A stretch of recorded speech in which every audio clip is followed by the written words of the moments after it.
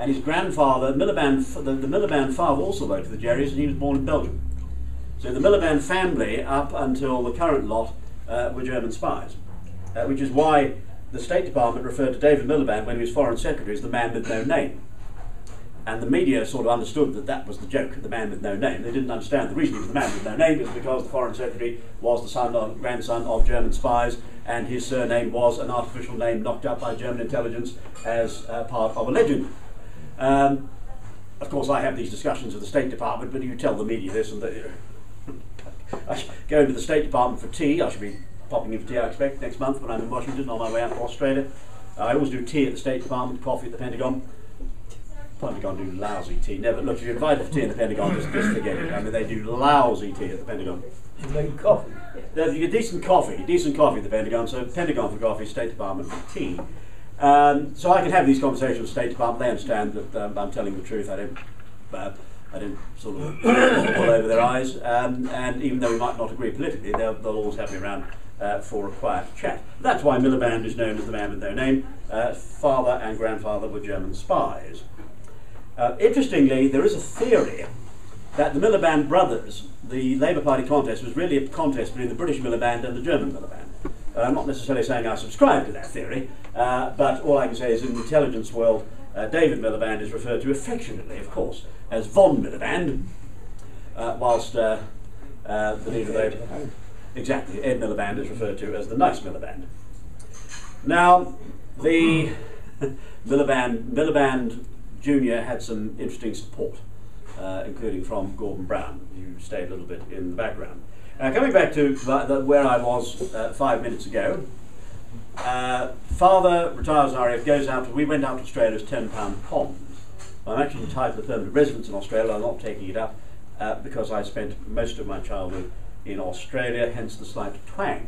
People with good ear for accents occasionally pick up the odd twang. I did, however, leave the corked hat at home in Australia, and the dingo puppy, and I've also supported the England cricket team. So I never terribly looked like an Australian or behaved like an Australian, but I was brought up in Australia. My parents still live there, along with 5 brothers and sisters, 8 nephews and a niece who I've never seen.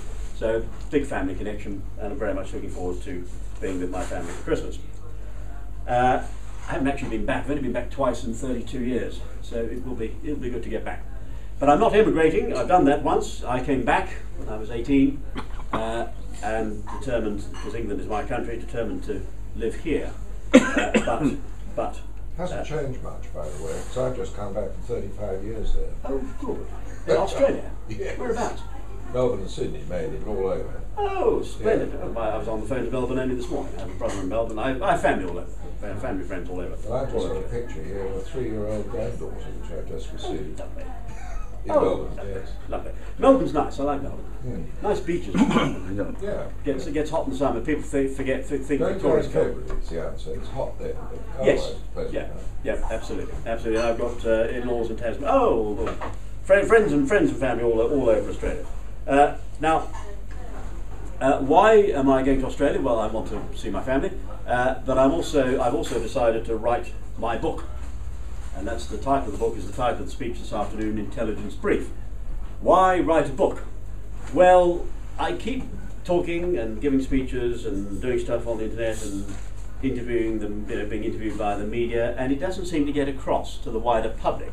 The cognoscenti like you, of course, understand what I say, but the media don't, and unless you get it into a book, people don't really pay attention. It has to be published. So, and publishing a book is a major exercise for several reasons. One, German intelligence is going to be annoyed. There are fewer German spies in Australia than there are in Britain. Maybe. The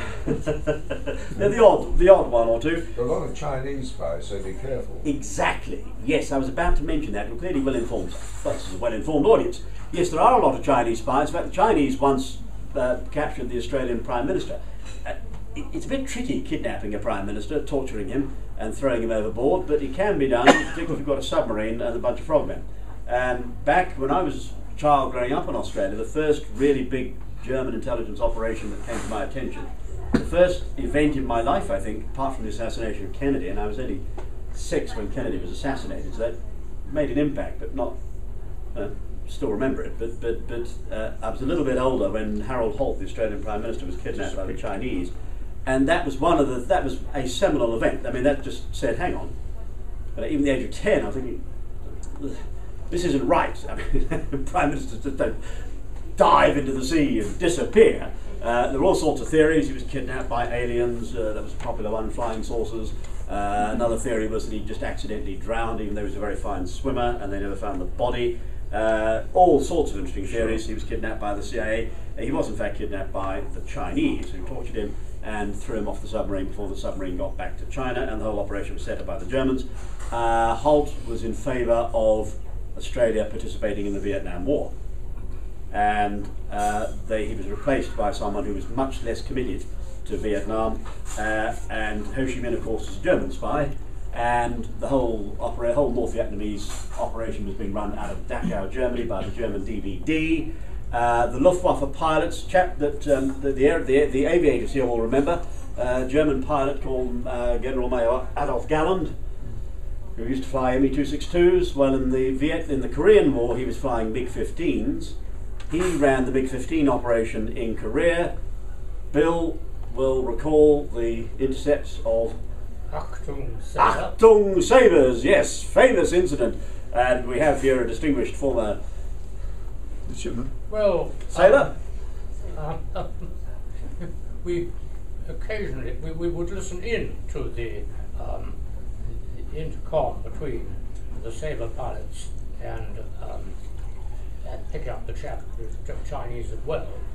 And the Chinese chap would, when things got really rough, would suddenly say, there'd be a German voice saying, Achtung Sabre. And we thought this was a bit odd, and we did a little research, which Michael would tell you about. Exactly. Yeah, I thought it was Russian pilots were flying those MiG-15s. Yes, indeed. That's what the public were told. But the whole point of the Marlborough Group is that you find out what really happened as opposed to what you can read in the Daily Mail, or the Daily Mirror, or listen to on Some BBC. Russian bloke is saying Achtung, Achtung. Sorry? Some Russian pilot was saying Achtung, Achtung. No, a German pilot was saying Achtung, Achtung. Russians tend not to say Achtung. Your average Russian doesn't go around saying Achtung Sabre. Russian they tends do to if say. they know somebody's going to listen to them. They didn't know we were listening in. That the intelligence in the Korean War became suspicious about these alleged Russians. Remember that big mystery in the Korean War. The Sabres, the MiGs, always stayed north of the Yalu River. They never ever ventured south over South Korean airspace. They only ever fought over North Korean airspace, and if they bailed out or ejected, they would be picked up by their own side. And the planes were never ever based in North Korea. They were always based in China, and they always went north of the Yalu River. And the US Air Force and the Allied Air Forces were never permitted to chase them across the Chinese border, partly because during the Korean War, first part of the Korean War, the British Prime Minister was a German spy, a chap called Clement Attlee. You may have heard of him. Chairman probably met him. And he was a paedophile, being blackmailed with boys through, they had a little boys club in the East End, usual arrangement. Attlee, a very dodgy chap. We found out about Attlee, briefed in the King. That's why Attlee was exited in 1951. And Eisenhower, so Attlee was a German spy, was running the British end of the Korean War, which is why we had such a feeble effort and didn't recommission the Vanguard, didn't go over and really pound the North Koreans properly, and we sent cruisers instead of battleships and light aircraft carriers instead of sending over Ark Royal and Eagle, and generally giving the North Koreans a really good scene to it. And the American operation in Korea was run by another German spy called Eisenhower. You may have heard of him as well. He was a general and then became president. And that explains why the Allied operation in Korea was run as feebly as the war is being run in Afghanistan at the moment. It was the Vietnam syndrome. Let's fight a war, but I'll try and win it. Lincoln. Michael, can you explain to me, I have a problem with Eisenhower, because... You're not the only of the Americans had it, I'll tell you, the Americans had a big problem with Eisenhower as well.